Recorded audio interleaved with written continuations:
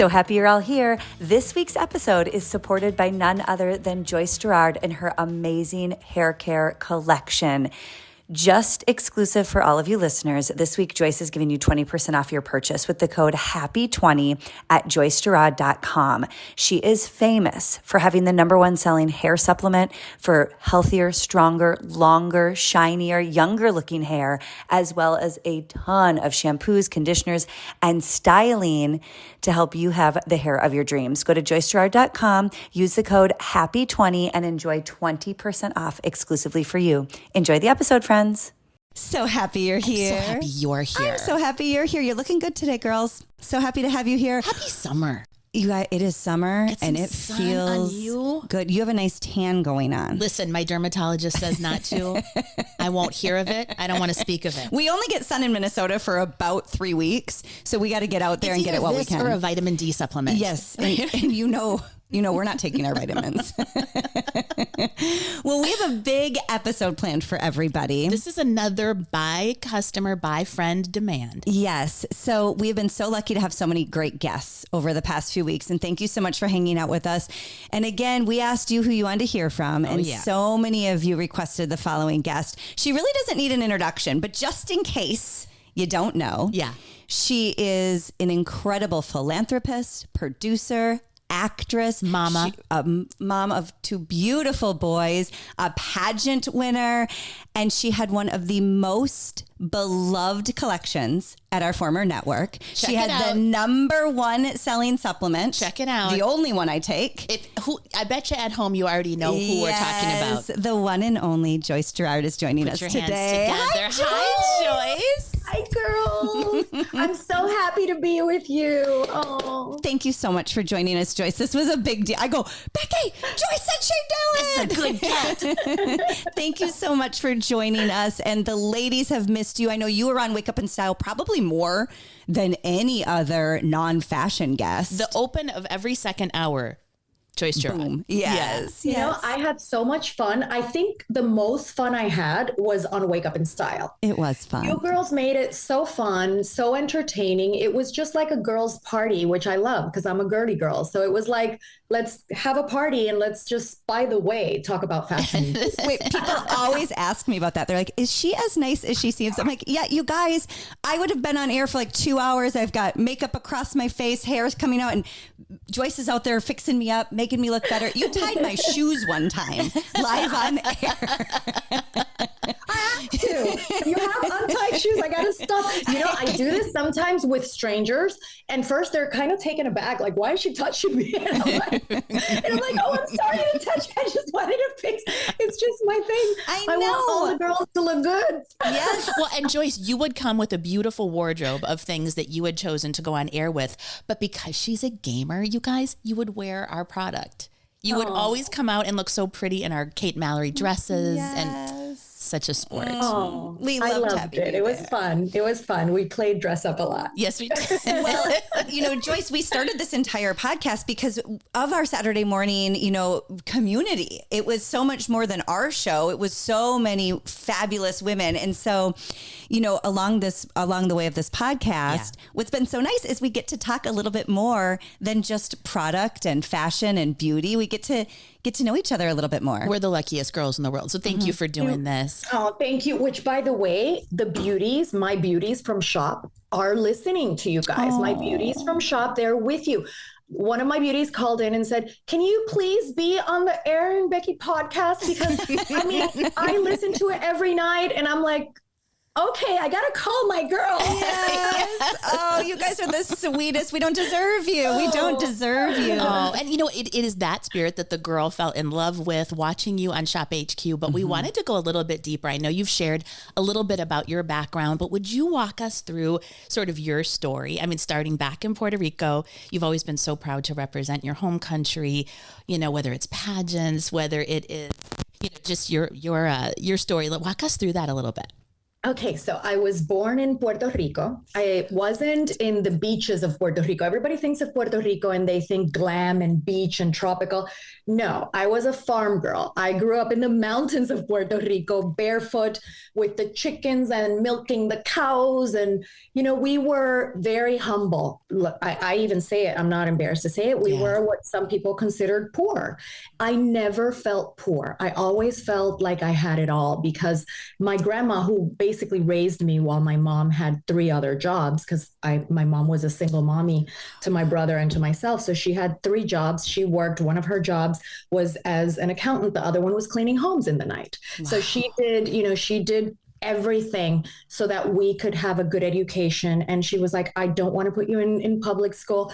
I will work as hard as I have to. So you go to private. And I'm like, why? I could go to public school. It doesn't matter. She's like, no, you don't understand. Wow. I want you to have a good education. So my grandma raised me the beginning, the formative years. And my grandma taught me everything. And that's why, I remember every time we were on Shop, they would pull up a picture of my grandma and boom, I would start crying. Yes. And I would tell my producers, can you please, can they just not pull up that video? Because that video, just when I see a picture, I have pictures of her right there and everywhere. It makes me emotional because she really taught me everything. Everybody always says, how did you get into the beauty world? And I'm like, well, since I was a baby, basically a little girl, because my grandma, what she would do so that we could have fun, we would go around the campo, the mountains, and she would be plucking fruits, of course, for us to eat and for us to have in the house. But also for fun, she would fill in the pileta, like the sink, and then she would sit me in there in the sink. And I remember this vividly. She would sit me in there while she would mush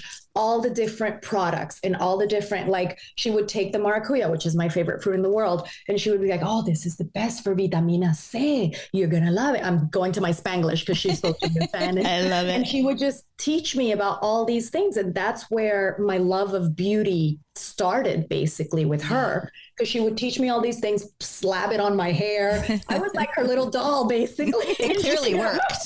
She knew what she was doing. And how long were you having fun with me? How long were you blessed to have her in your life?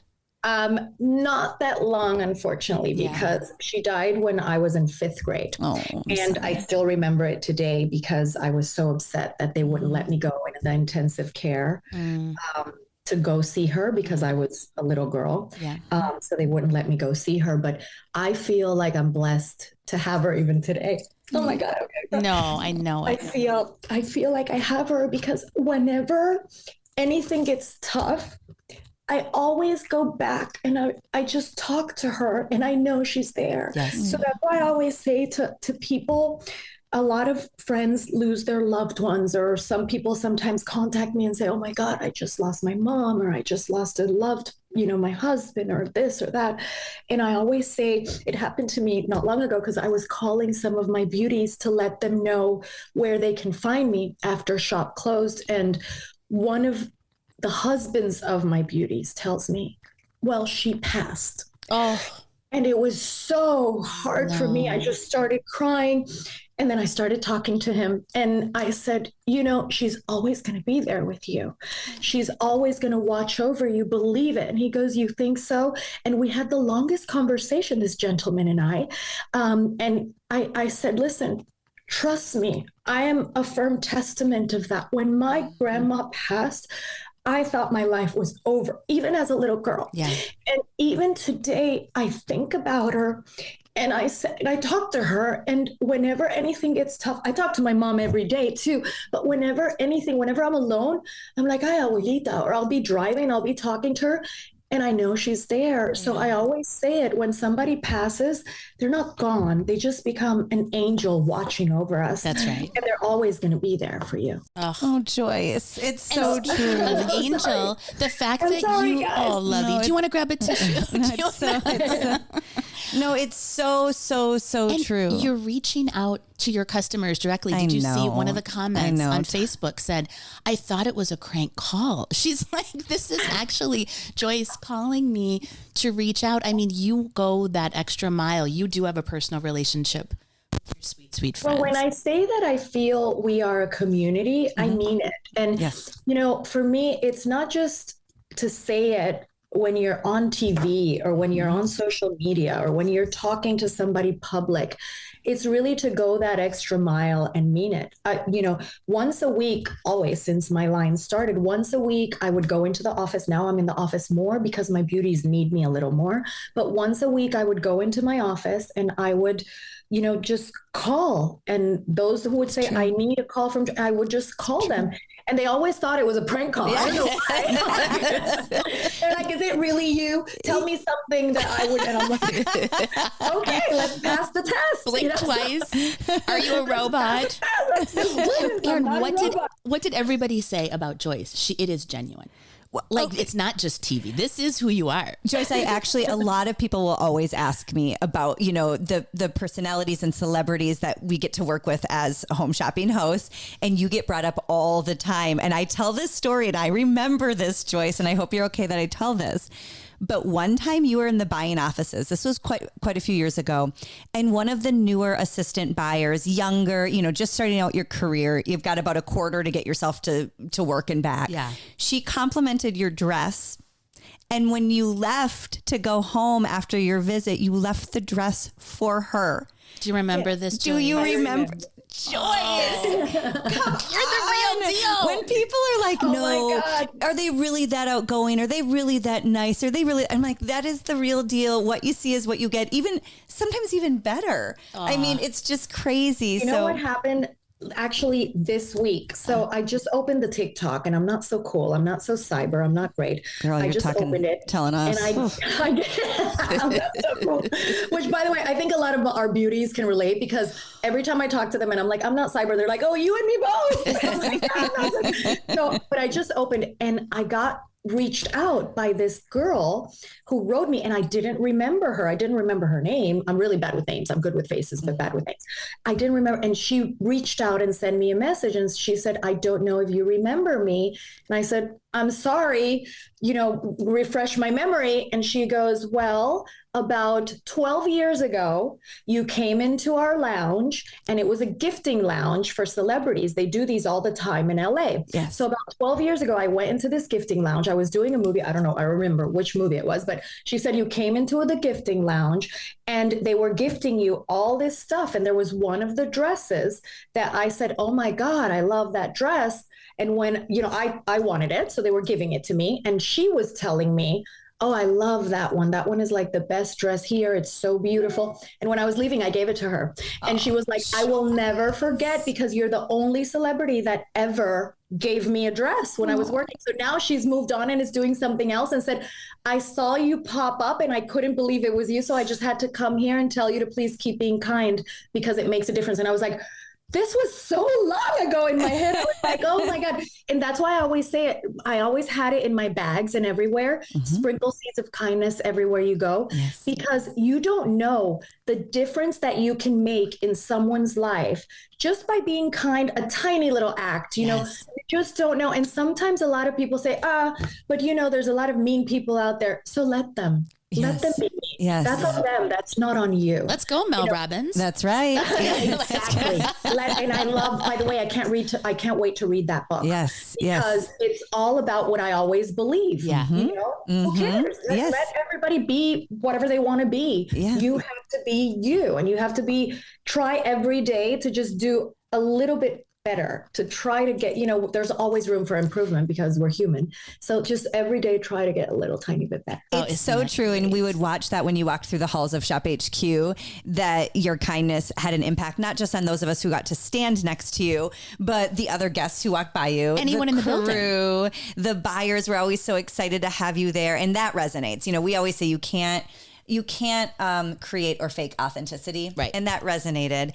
And I have to imagine now this kindness, what you learned from your grandma and your mom, knowing to treat others well, like it had to have served you after you left Puerto Rico, because holy smokes, Joyce, we were preparing for this interview and I'm like, I forget everything you've done.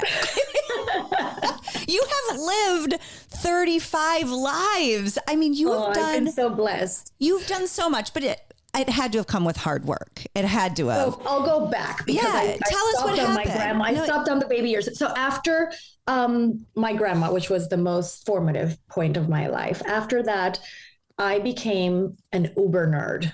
And then all my free time, because I didn't have grandma to play with, and I wasn't in extracurricular activities because we had no money for that stuff. Right. So I was home alone a lot. So with my dog, with Joofy. Joofy basically was my babysitter.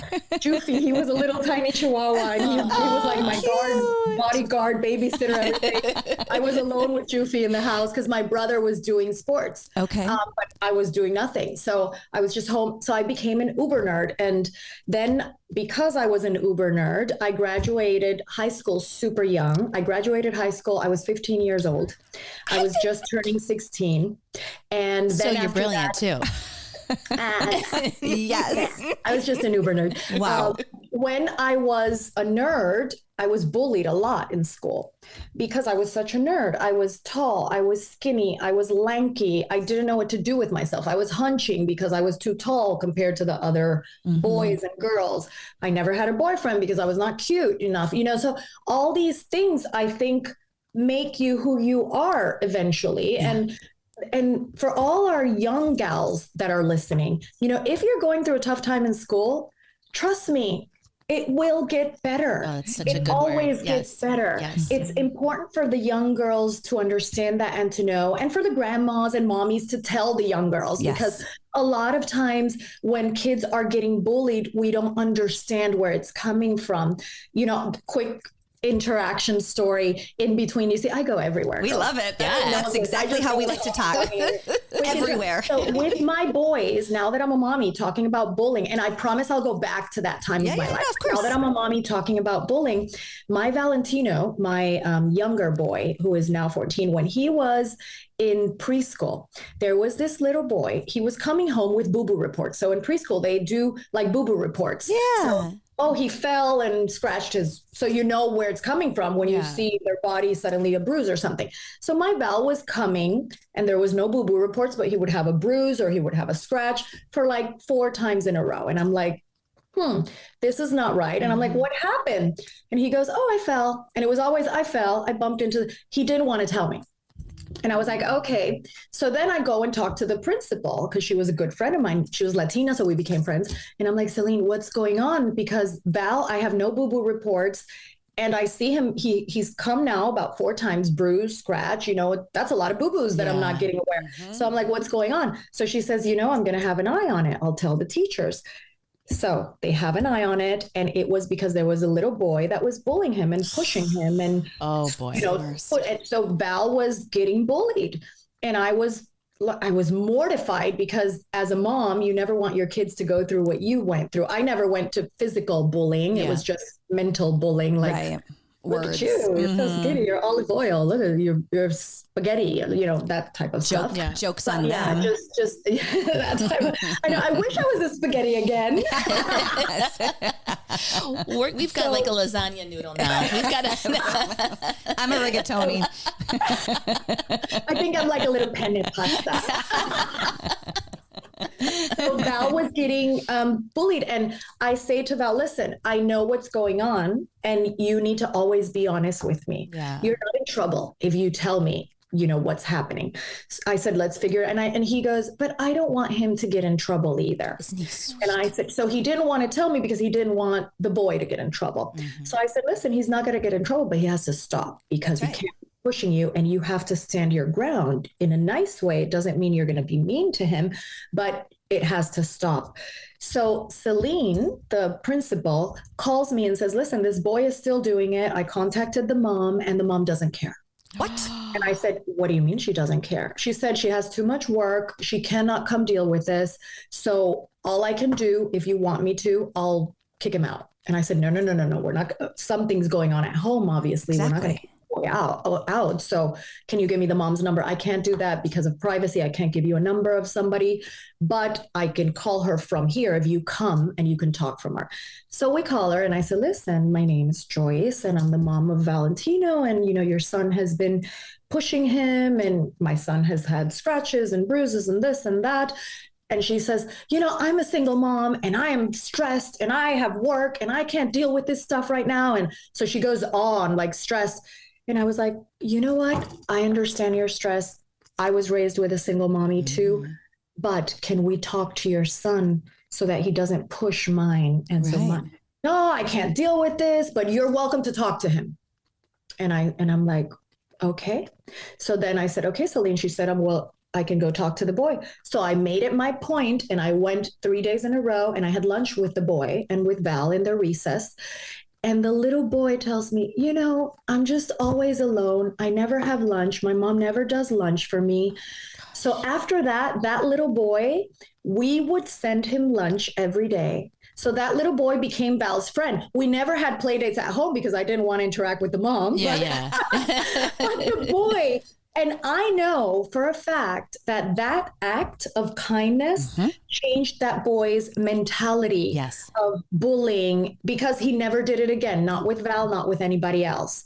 To the point where in Christmas they had like that you have to take a book and wrap it so that it's from Santa Claus, and the boy didn't have a book. So I say to Celine, oh my God, my little boy, I got to buy him his book too, because the mom didn't have time. So, sometimes when we're bullied, we don't understand that it's really on them. It's not us. Yeah. Or on social media, when somebody's mean, when somebody, there's all these trolls, there's all these people. I always say, you know what? My platforms, I don't want to have 1 million followers. I want to have positive followers. Yes. I don't want to be the girl. I have so many friends that obsess over followers and stuff. And I'm like, why aren't you living your life? Why aren't you using that platform that was given to you for something positive, to spread something good? You don't need millions of followers. You don't know these people. You just need good people that you can influence in a positive way. It's like you guys, hopefully one day you have millions and millions and trillions of listeners, but you don't need that. You just need people that you are impacting. And that is what you're doing. All the beauties that are there for you because you are helping them learn tips, helping them talk, helping them relate, helping them have girlfriend time, and that's what matters. Oh, it's so quality over quantity, Joyce. Quality over quantity. You're so right. Yeah. We always just say, just a good girlfriend giggle sometimes too is so helpful.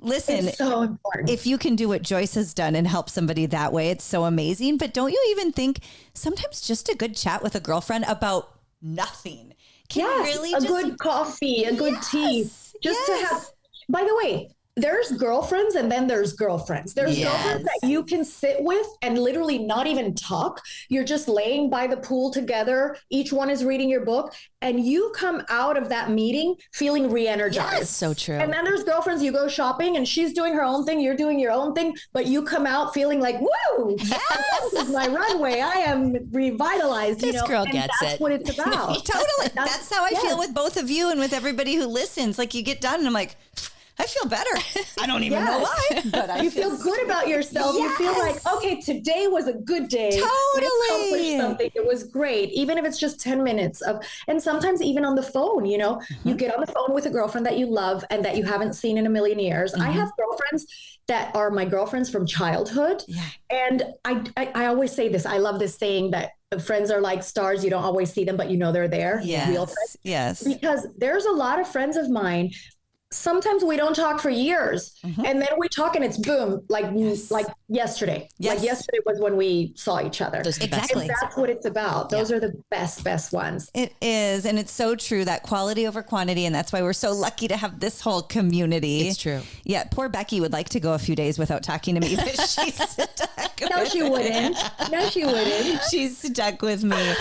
So how did you leave Puerto Rico? What made you say, what, I want to come to the US? Was it straight from Puerto Rico to Miami, right? I graduated university. After university, while I was, I got to go back a please second. do. Yeah. So when I got into university, I started working in Kentucky Fried Chicken.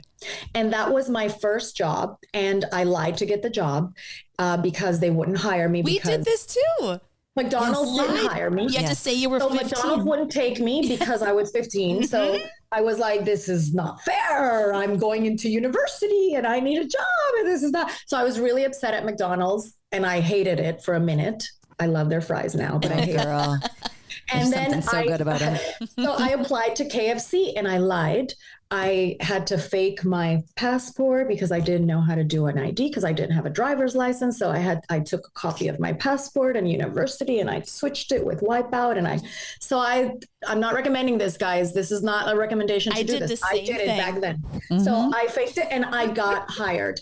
My mom didn't want me to work. So I was lying to my mom too. I was telling her that I was in university studying at the Kentucky Fried Chicken. And that's why I smelled like chicken when I got because she was like, where are you studying? And why are you studying so late? But you needed pocket money. Yeah. I didn't want it. Well, the thing is, my grant in university, because I had a full grant for for graduating with good grades. So I had a full grant, but the grant only covered 12 credits. And I wanted to take 24 credits a semester because I thought 12 was too easy ride. So I wanted 24. So those extra I had to pay for. Yeah. So I knew my mom didn't have the money to pay it. So I wanted to work so I could pay it myself and not have to tell her, hey, I really want this, because then she would try to get yet a fourth job to try to pay for that. So I was like, okay, I can't. And she didn't want me to work. She wanted me to focus on school. So I said, okay, so I just can't tell her. And I know it's a lie, but it's kind of a mission. I know a mission is a lie, but it's for a good cause. Yes. So I'm okay with lying in this case to her, which in hindsight, I shouldn't have lied to her, but I did. So it was the one time I've lied to my mom, by the way, because my mom and I have a really close relationship. Oh, I love that. So I would tell her that I was studying at the KFC. And that's why I would always come home with chicken, because they would give me like the chicken that wasn't sold. They would give it to me. And my mom would love it because she's like, wow, I don't have to buy chicken anymore. This is amazing. And my brother when he would come visit, because by then he was in the Air Force, he was like, oh my God, there's always chicken. And I'm like, yeah, there's always chicken. So, but then I got robbed as a cashier in the KFC. No. Yes, there was a guy that came and put a gun to my head. Wait, and yes, before I got robbed, I got discovered as a model. In the drive-thru at KFC, this model scout called Ivan Batista, may he rest in peace, this big guy, he was like this big. He goes by the drive-thru and I'm like, hey, here's your chicken, give the money, I'm doing the transaction. And he's like, what's your name? And I'm like, Joyce. And he goes, are you a model? And I'm like, no, but please give me the money because I have a line. I got to hurry. And he's like, do you want a model for a campaign I'm doing? And I'm like, no, give me the money. Because I was like, this is a creep that just, who is this guy? I was, my mom always said, don't talk to strangers, especially men. So I'm like, okay, no. So Ivan parks the car, goes in the KFC, talks to the manager and says, listen, that girl, I need her. I've been casting this campaign and I haven't found my girl. She's my girl. If you convince her to do the campaign, I will give you $50 to the manager. Wow. And the manager's like, I'll convince her. She's our little girl, but I'll convince her. And so the manager comes and is like, Joyce, you look like a model to me. You got to do this. You should totally do this. Bottom line is I started modeling. The first time I showed up for that campaign, it was a campaign for Sears. It was billboards everywhere, Puerto Rico. And the first time I showed up, I went with my cousins, my uncles, my aunts. It was like an entourage. To make sure it was legit. Like, what do you want with our... Yeah. What are your plans for our Joyce? Like, what do you want? So he was the one that discovered me and I started modeling with him.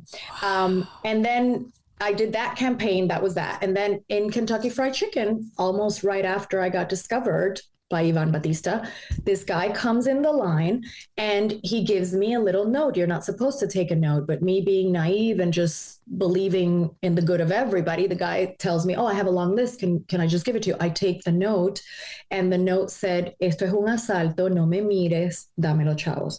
This is an assault. Don't look at me. Give me the money. And I literally go like this. And I just stared at him. Like instead of reading, instead of paying attention, I literally just looked at him and I'm like, huh? And he's like, why are you looking at me? And I still remember this vividly. I could hear him, but I really wasn't looking at him. Right. I couldn't even describe him to the police. When they asked me to, it was just like, what? And he was like, don't look at me. And I'm like, I'm not looking at you. And tears going down my face. And he's like, oh, you think you're funny. And I remember his voice. Tú te crees graciosita. And he's like, oh, you think you're funny. And I'm like, no, I'm not funny. And he's like, oh, really? Stop looking at me. Give me the money. And I'm like, I'll give you everything. And I was just looking at him and he thought I was like taunting him. Yeah. And he took the gun out and put it in my head. And when he puts the gun in my head, Awilda, God bless her, wherever she is, we never stayed in touch. But this girl, Awilda, that was in the drive-thru, she ran over and she said, please, she's a little girl. Please don't hurt her. What do you want? Give me the money and tell her. And then he spoke some bad words, which I won't say right now, but he says, tell her blah, blah, blah, blah, blah, to stop looking at me. And I just stayed looking. And Awilda's like, shock. Just shocked. She's just shocked. I'm sorry. I'll give you my money too. So the guy robbed me at gunpoint. That's when I told my mom, because I was so freaked out and the police was there and my mom had to come pick me up. You can't go back. Because I was under 18. I went back. You did. I went back. So my mom came to pick me up and my mom was very mad at me. And my mom grounded me for a month. For lying. She grounded me for a month and she was really upset. And she says, listen, the worst thing is that you lied to me. Right. That can never, ever happen again. You have to feel open to tell me everything. We're best friends. You can. And I said, well, I didn't want you to get another job. And she goes, I know you did it for a good thing, but it's still wrong because you lied. And after that, I was like, oh, I'll never, ever, ever lie to my mommy.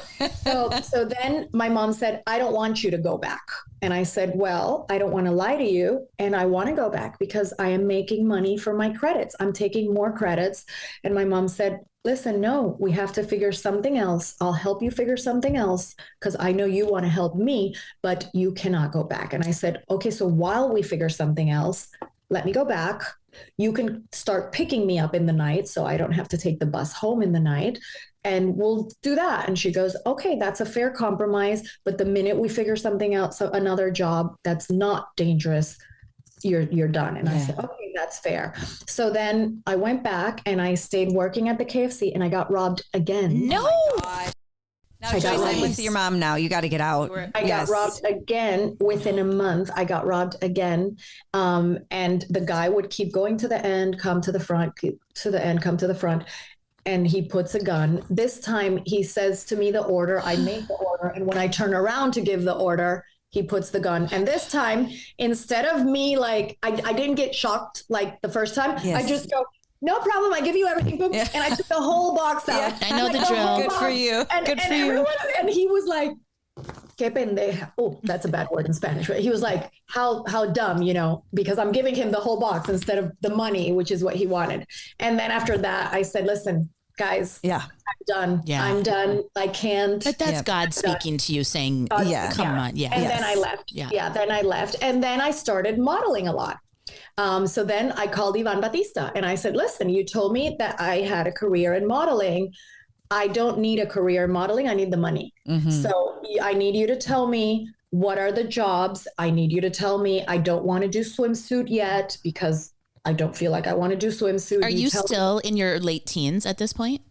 I'm in my teens, yes, because I was in university. Yeah. I graduated university at 19 with my 2 bachelor's degrees. Wow. So I was in my teens and I said, listen, what, you know, and I became one of the top models in Puerto Rico. So I used that money to pay for school and to stay studying because everyone is like, well, you don't need to go to university. You don't need to keep going to university. You're making so much money. And I was like, I don't want to be a model. I want to study. This is a means to an end. This is what I want. I'm modeling for the money. I need the money to pay for my school. So then in one of my modeling shots, I was doing this cover for a magazine called Buena Vida, like Good Life, in Puerto Rico. And the makeup artist tells me, let's play truth or dare. And I've always been like, oh, let's do it. And I'm like, yeah, let's play truth or dare. Let's do it. I'm like, dare. He goes, I dare you to compete in the Miss Puerto Rico. And I'm like, no.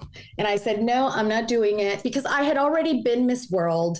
I had already won Queen of the Atlantics in Spain, representing Puerto Rico. I had just won the Miss Venus competition, which was a big competition in the US, modeling. It was like 98 girls from around the world modeling in Jacksonville. And I won. And I was like, I'm done with pageants. I'm done. I am going to move to Miami after I finish university because I got a huge contract modeling. So I'm going to move to Miami and this is what I'm doing. So I'm not competing in any pageant. And he's like, well, you're moving anyway, so you should just do it. If you lose and whatever. And I said, no, I'm not doing it. He goes, you said dare. And if one thing I know about you is that you're a woman of your word. So if you said dare, you have to do it. And I'm like, well, dare me something else. Dare me an ant or something. I want to do something else. And he's like, nope, this is the dare. And I said, okay, fine. So this is what we're going to do. I will do the Miss Puerto Rico if by tomorrow, it was really late in the night doing the cover shot. And I go, if by tomorrow at 6 a.m, you call me and tell me you have the money for the franchise, which was $3,000. And I was not going to pay $3,000 to enter a pageant. So it was the money for the franchise. I want the dress for the final night. And I want the shoes for the final night so that I'm set. The rest, I can wear whatever, it doesn't matter, but I need that. If you call me at 6 and he goes, that's so unfair. It's almost midnight. Who am I going to call? I'll pay it myself. And I'm like, nope, you can't pay it yourself. That's the one thing. So I will do my dare if you do your part. You have to get, because I thought he wouldn't get it. Right. I was like, there's You're no calling way that by tomorrow he's calling a sponsor. He calls me at 5 instead of 6 and says, listen, the sponsor is this furniture store. And I'm like, what furniture store? He's like, it's a friend of mine. And I called her in the middle of the night. And I said, there's this girl, I believe in her. And she sponsored me. And I said, oh my God, so I have to do this. And I said, okay, so if God is putting it out there, I'm going to do it. And I think that changed my life. Yeah. That's the pivotal moment that really changed my life. I won Miss Puerto Rico. It gave me like a big platform in Puerto Rico. Mm-hmm. And then I was second in the Miss Universe pageant. Wow. Amazing. Wow. And then after the Miss Universe pageant, I got all these offers. You have to come to LA. You have to come to LA. I got scouted by Baywatch Hawaii. I did Baywatch Hawaii in Hawaii. And then it kind of just changed everything. And my life just took a different route. I studied social work and special education. That's what I wanted to do with my life. I believed social work is one of the most important careers and most humble careers anybody can have. So I have a huge admiration for all the social workers and the teachers out there. But I do believe that what I studied, my profession has helped me throughout my life. Totally. Because I've just taken it with me throughout my life. So life took me in that different direction. And I just followed the direction God was putting in front of me. And that's how I got to the US.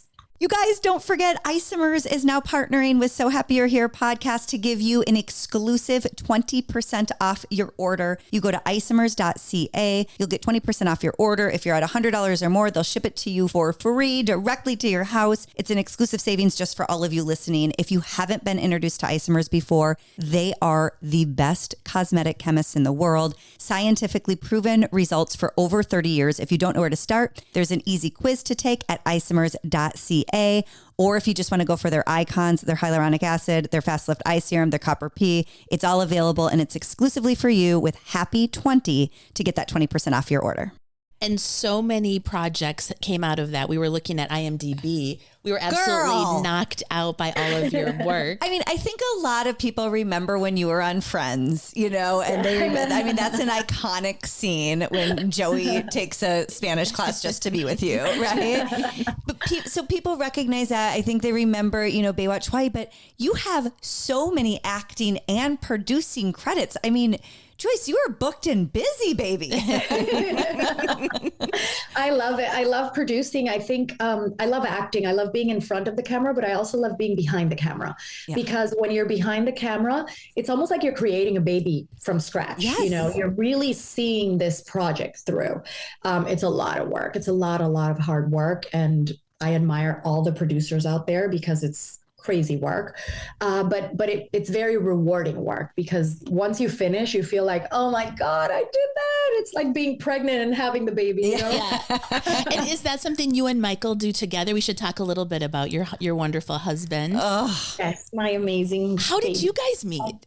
My husband. Oh, so we've been together now. It's going on 22 years together. Congratulations. Thank you. And we met on a blind date. We met on a blind date. This girl that I met at a Super Bowl, it was like one of these pre-Super Bowl parties. I meet this girl from New York and she's like, oh my God, so you model a lot. Do you come to New York a lot? And I said, yes. And she goes, I come to LA because my boyfriend is in LA. So when I come to LA, I can stay with you. And then when you come to New York, you can stay with me. And I said, great, we're bi-coastal. That's fun. And we just became friends. And she calls me like a couple weeks later after we met the one time and says, I have the guy for you. You cannot be single in LA. And I'm like, I'm single by choice. I'm very happy. I have a lot of suitors, but I want to be single right now. And That's she goes, right, girl. No, but I have the one. And I'm like, I'm not ready for the one because I'm working on me. So I'm not looking for the one. I'm too young to have the one. So no, thank you, but no, hard pass. And she goes, you have to call this guy. He's the boss of my boyfriend. When she said he's the boss of my boyfriend, I immediately thought he was like super old and just like a creep, because I'm like, what does the boss of your boyfriend want to do with me? I'm young, you know? No. I'm like, no, that's like these oldies that want to date the young girls. It's not happening. I'm like, it's not happening. I'm not that. And she's like, no, he's hot. And I'm like, I don't care how hot he is. I'm not doing a blind date. Remember, there's nothing wrong with blind dates, but 20 years ago, there wasn't any of these dating things, the apps, all these dating apps from now, which I love. I always tell my girlfriends, go on those apps. If I was in this time single, I would be on all the apps. So cool. Oh, by the way, remind me later to tell you a story of when I signed my mom up for an app. Oh my gosh. Yes. Let me tell you Michael's story. This is crazy. So then the girl tells me, oh my God, you got to call him. And I said, listen, no, if you really want me to meet the boss of your boyfriend, I'll do it. When you come to LA, we'll all have dinner together, but I'm not going on a date with the guy. I don't know the guy. So no. So she keeps calling me and saying, listen, you didn't call him. And I said, I'm not going to call the guy. So let's just stop, because you're pissing me off. I was like, you're pissing me off. You don't even know me. You don't know what type of guy I like. You're not being a girly girl right now. She's like, what do you mean? And I'm like, you're being really pushy and it doesn't feel good. So no, I don't want to date this guy. So she gives him my number. Okay. She says, listen, she's difficult. She doesn't want to call you. You tell her. So she gives him my number, and Michael calls me every day for 3 months. And every day I had a different excuse. I had no filter with him because I wasn't trying to impress him. You know, as girls, when we are dating someone we like, we're like, hi, we're like on our best behavior. We're like, our excuses are nice. You know, I was like, I have my period. I have pain. I had zero filter. And he's like, oh, I see. That's okay. In his mind, he's like, wow, she's raw. She's like, really refreshing. I have to wash my hair. Yes, I said that to him too. I have to wash my hair. Oh, I have an audition. I have this. And he's like, you're so busy. And I'm like, I'm so busy. I have to read. I have to read. I just had all these excuses always just because I had no filter. And I'm like, I'm not going to go out with him. So whatever. Right. So, but by then, because I called him my oldie to all my girlfriends. I'm like, it's my oldie. And he's so nice. You know, if he was only like a little bit younger, I would date him. But I think he's like 85 and I'm young. I can't do that. My mom will kill me. If I date him 85 in my 20s, my mom is going to kill me. So I was like, it's not happening. So I was like, but he's really, really nice. I want to find him a nice girl. So I talked to this girlfriend of mine, Lauren, that she liked older gentlemen. And she was like, I really like older gentlemen. I feel like I have a better connection. I'm like, okay, to each their own. Lauren, I have a guy for you. He's really nice. I want him in my life forever because he's going to be my friend forever because I really like my conversations on the phone with him, but I'm never going to date him, but I want him in my life. So he's perfect for you. She's like, okay, great. Do you have a picture? I'm like, no. She's like, how old is he? And I'm like, I don't know exactly. 85. She's like, what does he look like? I said, he's very old, but he's, I don't know, but he's, you know, I don't know because I don't like the word old. So I was like, I don't know exactly, you know, so, but he's just older than me, like a lot older than me. Like he could be my grandpa. I don't know why that was in my head. And by the way, Michael gets this a lot when people just hear him on the phone. They think he's much older because of his accent and stuff. And his cousin gets that too. Marcus, who sometimes works with us, gets that too because they have this accent and it's deep and it's whole. It's beautiful, but it's, you know, it's so he gets that a lot. So anyway, so bottom line is 3 months go down. And by then I was like, he's so nice. We like the same movies. We like the same stuff. He's just so nice. He's going to be one of my BFFs forever. So by then 3 months go by and I felt like I already knew his schedule. I'm flying back from New York from a modeling campaign. And he says, so what are you doing?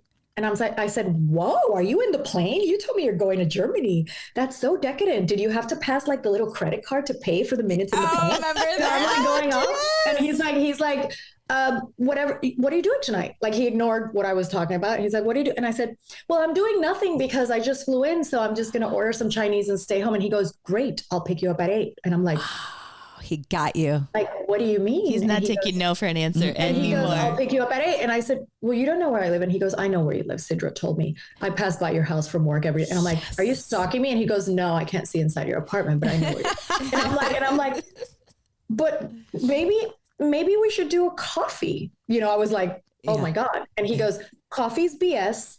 He said it in the word. Yeah. I'll pick you up at 8. Get it, Michael. I love it. Whoa. And I'm like, okay, so I'll just go really ugly and he won't like me and I'll take Lauren's picture and finally introduce him to Lauren. And it is what it is. He's so nice. I'm not going to diss the guy. He's so nice. Yes. But then I tried to get difficult and I said, so where are we going? And he goes, I was thinking Katana. I loved that restaurant. Sushi. I love sushi. And I'm like, I hate Katana. Okay. And he's like, who hates Katana? And I'm like, I don't like sushi so much. He's like, you're lying. You told me you like sushi. And I'm like, I don't like the sushi there. I just don't want to go there. And he's like, okay, where do you want to go? And Katana was like a hot spot, hard to get. And I loved it. But I was trying to be difficult so we wouldn't have to meet because I wanted to meet him with Lauren. Right. So that Lauren and him could. Yes. Be a So matchmaker. I was like, I only like Asia de Cuba. And that was like the hottest hot spot of the time where you couldn't get a reservation. Right. It was at the Modern Hotel. And I was like, I only like Asia de Cuba because if we're not having a good time, I can walk home. And he's like, we're going to have a good time. And I'm like, you don't know that. What if we're not having a good time and I got to go home? I got to walk. I got to be alone. I got to be independent. He's like, okay, fine, Asia de Cuba. And I'm like, well, if you don't get a table, then we'll do it another day. And he's like, no, I'm going to get a table. And I'm like, yeah, but no pressure if you don't get a table. So I said, why don't you call me back and let me know if you got a table? And I know this sounds like a very difficult girl. I'm normally not difficult, but I was trying to be difficult because I didn't want to go on a date. Yes. So he calls me back and he goes, great, I got a table. And I'm like, well, I only like to sit outside. And he goes, great, because the table is outside. And I'm like, oh no, I have no more excuses. I gotta go. So I put my hair up in a bun. I had like no makeup. I had flat cowboy boots. I had just a little white t-shirt. And so I wasn't necessarily glammed up or looking or feeling like glam and pretty. Yeah. You know, everyone is like, no, I'm sure you look great. And I'm like, well, girls understand what I mean. Yes. Because when you're going on a date, you want to like kind of, you know, like, let me check myself out. Let me fix myself. I wasn't fixed. So I see him from the top of my balcony and I'm like, oh my God, telling my best friend, Oldie has a toupee, like a big toupee. He has a lot of hair. Because in my head, he was bald, you know? And she's like, oh my God, and why did you pick Asia de Cuba? That's like the hottest hot spot. Everybody's going to see there. And I'm like, but he's so nice. It doesn't matter. I'm going to go anyway. I'm not going to leave him. So I go out, and when my elevator door opens and I see him, I see Michael, and I'm like, you are you? That was my reaction. And he goes, what? And I'm like, you're you. I can't believe you're you. And he goes, finally, and gives me the 2 European kisses and opens my door. And the first thing I did when he got me in the car, I had a clip like this with my hair. And the first thing I do is like, I'm like, let me let my hair down while he goes around the car. So that's how we met. And we closed the restaurant down. And now, 21 years later. That is the best story Did ever. you have to My best backtrack friend. on a few of those things with him then and be like, okay, just by the way, I do like sushi. Katana's great. He knew I liked sushi. We had talked about it on the phone already. And then I was like, forget Lauren, forget Lauren. Yeah, Lauren, who? Never met her. Don't know her. I'm like, Lauren, no. And Lauren was waiting and she's like, so? And I'm like, no. You'll hate him. He's mine. Joyce, I have got to tell you, the two of you together. I mean, it's what the young kids would say is goals. Joyce, it is wild. Is Michael My around? best Would friend. he ever pop in for a quick second, or is it too much to He ask? left to his office. Let me make an Alexa. Okay. Alexa, make an announcement. What's the announcement? Baby, can you come to my office for a second? The girls want to say hi. We'll see if he's not too busy. We would love it. See when he comes. The two of you, I mean, you have to be, you're not just husband and wife. You have to be best friends. He's my best friend. He's my everything. I mean, we do everything together. We work together, obviously live together. We parent, we're best friends. We talk about everything. I talk to him about everything. There's like zero filters. I am comfortable enough to tell him, you know how sometimes a lot of my girlfriends, a couple say, oh, I can't say if somebody's hot or pretty, you know, if a girl is pretty because they'll get jealous with each other. I tell my husband everything. I'm like, oh my God, what a gorgeous guy. Whoa. And he's like, baby, a little much. And I'm like, wow, but he's so beautiful. And you know, we're just best friends. We tell each other everything. He's my love. He's my support. He's everything in the world and more. Yeah. I'm so grateful to God that he gave me my best friend, because as a little girl, what's crazy is as a little girl, you know, you have your idea of what you want to date, what your Ken is. He is my Ken. Michael. As a little girl, this is what I wanted. This is what I imagined and dreamed. So what, you're my Barbie? Yes. Yes. Michael, Joyce was just sharing with us how easy it was to start dating her. Yeah, 3 months plus 3 months. It's, I mean, pretty easy. You look pretty good for 85. Yeah, I had no idea you were almost 100 years old. It's all worth it. You know, sometimes you got to wait for the right one. I waited a long time, and then I had to chase her for a long time. It was all worth it. Oh, Michael, Beautiful. It is so wonderful. We were just talking about how you guys are truly best friends. And I witnessed this because, Michael, I was telling Joyce, one of the number one questions you get as a home shopping host is tell us about the celebrities. They want to know about the people you work with. And people always ask, is Joyce really as kind as she seems? I'm like, even kinder. Like, I can't tell you. And then they'll say, are they as close as they seem? And I'm like, I can't, there aren't words to describe how you can just feel the authentic connection between the two of you, the authentic support between the two of you. Yeah. And the Listen, fun. I mean, a lot of our friends, they all want to ask the question. They want to say, hey, are you fighting? Do you have issues? Because, you know, I guess it's much easier to digest if that was the case. The truth is, I married my very best friend. We wake up, you know, here's the crazy part. We wake up every morning, really, and we are both, you know, positive, happy people. Yes. So I think the greatest thing that could happen to me is, you know, marrying a partner who wakes up happy and grateful every single morning. So we are honestly waking up saying we're so blessed to be on this planet. We're so blessed to be together. And that's how the day usually starts. So, of course, there will be, you know, business stuff, other things. I mean, don't forget, we are not only being together all day long, we're also working together all day long. Right. So, of course, there's a million things you discuss and everything else. And I mean, it couldn't be greater working, living, being with somebody so happy, so positive. So that's so encouraging. Anyway, Gosh, I'm very, very grateful. Interview over. That's I gotta so go cry for a little bit. That's amazing. And you guys, will you tell us just briefly about your boys? You're raising teenagers. That has to be a little fun too, huh? It's actually fantastic. Yeah. Just yesterday, Valentino won 3 awards in school. I mean, our boys were so blessed because our boys, they're very good boys. They're very smart. They're very disciplined. They're very dedicated. This is something when they were very young. I remember I said, okay, because I was in bed rest for both my pregnancies. And when they were very young, in one of the books that I read, it said, you have to sit with your kids when they are little so that they create that own discipline, that self-discipline. Oh, yeah. And I did it every day. And sometimes my girlfriends would be like, why do you torture yourself? They're not even paying attention. They're babies. And I'm like, we're creating the future.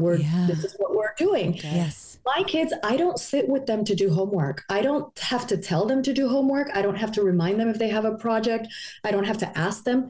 They are on their own. So I can't even take credit these days for their success. Yes, we build it in the formative years, but they're amazing. Leonardo is developing his own hair care line. Is he really? With an amazing message. Oh my God, I'm so proud. Incredible mission he's doing. Incredible mission. His mission is to save the oceans. So his hair care that he's developing, which I'll have you interview him once it's ready. We would love to. We would love to. And the girls would love to hear about it. Yes. Yes, my little munchkin, which he's so smart. He's developing that. His art is exploding. He's That's going to have an right. exhibition. He's had 2 exhibitions already, which have been, the first one was entirely sold out.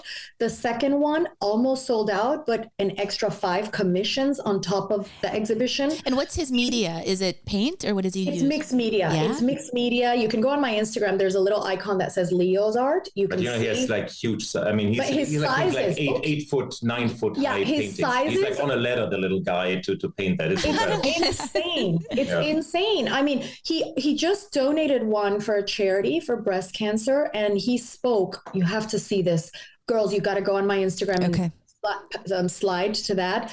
I posted the video when he's talking and explaining his art. Yeah.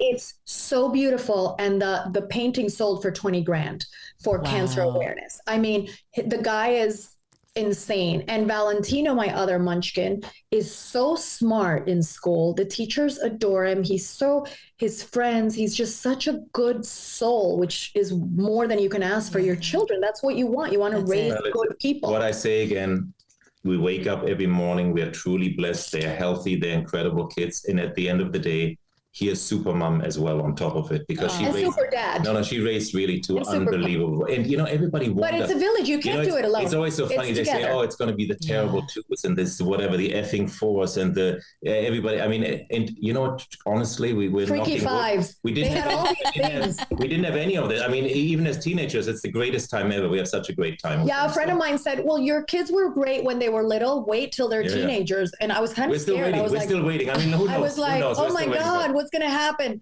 I'm still waiting. They're fantastic. And I thank God every day for it. And I thank them every day. Actually, look what I have here. Let me show you this. This is in my office every day. This is what he gave me for my 50th birthday. Oh my gosh. Is this beautiful? He made me this box with a picture of, this is Leo made me this. Yes. Val made me like a poster. Every day, Leonardo, every morning, he brings me a note. Are every you morning. serious? Every morning to remind me, look at this one. This was today. "You make me so happy, Mama. I really could not ask for a better mom. You are so beautiful, smart, and caring. I am so grateful to have you. Bendición." Bendición means, he has to say bendición in Spanish. So I say, God bless you. It's our thing. I mean, and all these. You guys. You guys should What a see treasure. the box that I'm writing her every night. My note, No, it's not. He's not. Nah. That's my Leo. My Val writes me letters. Val Oh writes my me letters. gosh. She You writes guys. me letters. What like a long blessing, letters. you guys. It's beautiful. It's beautiful. Well, this starts with great parenting, and it starts with a great relationship. And, we hear all these rumors, you hear stories coming out of Los Angeles and Hollywood and celebrities. And it's so wonderful to see a couple on a platform like you guys really defying all of those rumors and, stereotypes that you get normally from more of a Hollywood couple. I don't want to label you by any means, but it's really incredible to see. And I have I think 21 or 22 years, I think it's a lifetime. Lifeline. 100%. And somebody said funnily, and if you actually were on a reality show ever, that counts because that's usually the death of all relationships. And It listen, is. made us only happy. You can't do the vow renewal. No. You can't get a tattoo. This is bad news. Oh, we have tattoo. He is We have my- tattoo. he By the is- way, that goes against it. Look, he has a tattoo. Show you. Okay, let's see. We're not showing Is it Yeah, of let's you? show, because she said if you do a tattoo, you don't. It Is says Joyce, Leonardo, Valentino. Aw. I love it. I love it. And it's a love it lion too. because There that's you our go. little family emblem. So we have the tattoo. We renew our vows every year because we get married every single year. You choose I get each married. other every year. We choose each other every year. We do it every year in a different place of the world. But you don't do it on I wear a Bravo. white new dress every year, and I do it every year. And you know why we do it? Since day one, we didn't have a big wedding when we got married by choice. I wanted to elope, and that's what we did. And everyone is like, "You're such a girly girl, and you don't want to be like the princess." And I'm like, "I am the princess of his life. I don't need to be a princess in a party. I am the princess. So I want to be his princess. So I want that day to be about us." It's all about us. So I don't want it to be about trying to impress the crowd, about worrying and hosting the crowd. I want that day to be focused on us. And she wanted barefoot. She wanted barefoot on the beach. I wanted simple barefoot. Everyone's like, you're so glam, and that's what you want. I'm like, yes, but that's I want to so be barefoot. I made a couple of enemies that day that didn't get invited because it was just the two of us in the Some dogs, of our best friends got so mad for a while. Pretty amazing. It was just us and the dogs. And when we went to do the wedding planner, we got married in Laguna Beach, and the wedding planner at the hotel was like, okay, these are the packages. And I'm like, we'll take the smallest one. Because of course it was just the two of us, but still the smallest one was still expensive. Yeah. And the smallest one still had like the big cake, a catering. The smallest one was for 25 people. And I'm like, I'll take the smallest one. I forgot to tell him it was just us. So he comes up and he goes, I'm really freaking out. Like fanning himself with a fan. And I'm like, what's going on? And he goes, not one of the guests has arrived. Everything ready and not one. And I'm like, I forgot to tell you, there's no guest. And he's like, I gotta get rid of the chairs. I'm imagining Martin Short from like, Father of the Bride. Why do you need me if you don't have guests? Why do you need me? And I'm like, I need you for us. We are the important part. Yes. It was amazing. It was amazing. But I know you two focus on a lot, but I've watched you, and I've watched you for many years. You both focus on each other, but you have like this outward generosity as a couple. You know, even like little things. Michael, you probably don't remember this. I can't tell you. I mean, I was a host at Shop HQ for 10 years, and part of the job is being able to carry in as much as possible. You've got clothes and shoes and bags. I can't tell you how many times I walk through that door. I look like a Sherpa. I had so much on me. And if I ever crossed paths with Michael, he would say, let me grab that for you. Michael. And, you know, little gestures like that. I know you guys focus a lot on each other, but I think as a team, you do a really good job of focusing outward as well. Your philanthropic work. Well, I think. Let me perhaps. I mean, look. Number one is you are an incredibly kind person. Okay, so that and I think it radiates every time. But I honestly think kindness goes a long way. And you know, I've done this. This is more on the business side as well. And you know, there's many ways to success. And there's the guys that think you got to be extra tough and extra shrewd and extra, aggressive. I did it the other way around with a lot of kindness, and I realized I think it works much better than some of the other approaches. So I think that's just something in general I believe in. And again, if you happen to have a partner who does the same and shares the same ideals, it makes it obviously even easier. And that's why we do. I have it like my family for a long, long time. I mean, my mother already dedicated her life to charity pretty much, but, we do want to do as much as possible with our resources and time that we can do, obviously. And she was just at a fantastic. We just came back from Africa. That's right. From my school. Yes. And it was so amazing. It was so beautiful. And words cannot describe how beautiful it was. It was more than anything. It was my 50th birthday. And Michael says, listen, it's a big birthday. We have to do a big party for you. And I said, no, I don't want a party. I want to go see my kids in Africa. That's what I want. And he goes, but baby, and I said, listen, the money that we would spend on a party, I'd rather spend it on the kids. So let's go and let's do something for them. Because we opened this school together. It was 6 years ago now. It was actually the anniversary of the 6th year when we got there. And we had never been. And the reason why we had never been is because it's very expensive to go to Africa. And every time we were going to go, it was something. Like the first time we were going to go, I remember my woman needed like some Sub-Zeros and some very expensive things. And I said, listen, I don't need to be there. They need this. Let's buy it for them. I don't need to be there. I want to give them what they need. So that was the first year. Then Hurricane Maria happened. And when Hurricane Maria happened, I focused in Puerto Rico and in helping schools in Puerto Rico. We redid some schools there and helped some villages. So it was like always something happened. Then COVID happened. That's right. So things kept happening. I kept helping and giving them everything they needed and funding the school, but we couldn't personally go. And they have a big picture and they would always send me notes. Tata Joyce, thank you. Tata Joyce, thank you for the uniforms. Thank you, for all this stuff that I was continuously sending. But they knew of me, but they didn't see me in person. Yeah. They were so amazing and grateful. These children, I'm so proud of them, by the way, to the point, one of the examples I can give you, there was a little girl and this was, oh my God, there was this little girl. She was so beautiful. She was very stoic, like a queen, just like like very stoic. And I said, oh my God, this girl looks like the most beautiful queen you can imagine. And this little girl, we gave lunch, we catered lunch that day, like a special lunch, not just the regular lunch we give them every day in the cafeteria, but like a special lunch. And this little girl, another little girl was telling me it was her birthday. So I had some bracelets on. I took them all off and I gave them to her. And I said, happy birthday, my love. And I gave her some money extra for her mom to take her somewhere. And this other little girl, the stoic one, gets up, brings her lunch that we catered her, and she says, this is for you, to the birthday girl. And I said, don't get much. And they don't get much. And I said, you don't have to do that. We have enough. And she goes, it's her birthday. It's the only thing I have. I want to give it to her. And I said, no, but you have to eat. And she goes, no, if I don't give her mine, then I'm not really giving her anything. She wanted to. Yeah. And she gave it. And we had to beg her to take another lunch. She almost didn't take kids, it. It's 180 It's kids so there. beautiful. It became actually one of the best schools in Senegal, in Dakar right now. But just to put it into context, it's usually women only there that have these kids for this particular school, fisher women. Their average income a month is somewhere around $60 to $90 a month. Okay, that's it. A month. And here's the part that most people won't know. That's the average income of the lucky ones. A lot have less. Africa is incredibly expensive. Africa, imagine every little battery you buy, everything. I mean, forget cars or anything, because everything is imported. Nothing is there, is made there. So it is so incredibly expensive. You cannot survive on, $60, $90, even $100. It's impossible. And that's the kid. And these kids are so grateful. They had a smile. They were hugging us.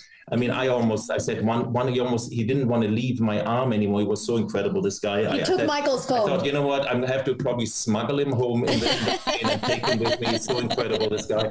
And but I got to say, I've never seen, no matter how many wonderful birthdays we celebrated, I've never seen Joyce happier and more smiling, and between tears and smiles, of course. But on this trip, it was amazing. It was amazing. Wow, it was my best birthday ever. We tried to do as much as possible, and it's really beautiful to see the kind of gratitude there. I mean, it was really wonderful. And as these kids grow, you'll continue to stay in touch with them. They'll go to university. You are changing lives. Some of the ones that started a little older in the school, they came because they wanted to meet me. Yeah. Really? So they came. They're no longer there. They came with a Joyce t-shirt. And they made like Joyce t-shirts, and they're like, hey, and I'm like, oh my God. It was unreal. It was so beautiful. Oh, well, listen, Michael, we would love for you to sit down and visit with us by all means. Please stay if you have to work. I mean, I don't want to. I leave you ladies alone. You want to have my relationship wisdom of the day? Yes, we want you to sit down and tell us everything. Yes. While I'm here, you're probably paying me the big bucks. I'm assuming. Obviously, I gotta pay him in kisses. Yeah, tell us, Michael. Here's the simple relationship, and I